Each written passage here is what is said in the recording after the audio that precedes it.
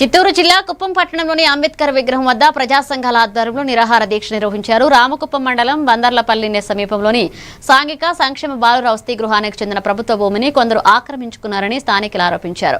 ఈ విషయంపై అధికారులకు ఫిర్యాదు చేసినా చర్యలు తీసుకోలేదని పేర్కొంటూ ఆక్రమణదారులపై వెంటనే చర్యలు తీసుకుని ప్రభుత్వ భూమిని కాపాడాలని ప్రజా సంఘాల నాయకులు డిమాండ్ చేశారు.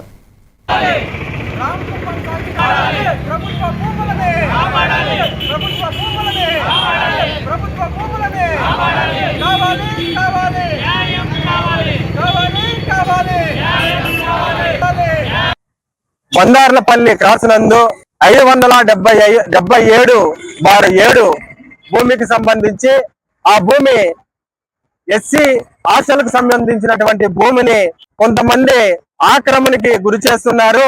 ఈ విషయంపై మా వాళ్ళు తహసీల్దార్ గారికి, ఆర్డీఓ గారికి, కలెక్టర్ గారికి మెమరాండం ఇవ్వడం జరిగింది. ఇచ్చినా కూడా ఇంతవరకు సర్వే చేసి ఈ భూమి దేనికి సంబంధించింది, హాస్టల్కు సంబంధించిందా లేదా అంబేద్కర్ భవనానికి సంబంధించిందా తేల్చాల్సిన అధికారులు ఇంతవరకు నిర్లక్ష్యం వహించడంపై భారతీయ అంబేద్కర్ సేన మరియు ప్రజా సంఘాలు తీవ్రంగా ఖండిస్తున్నాము.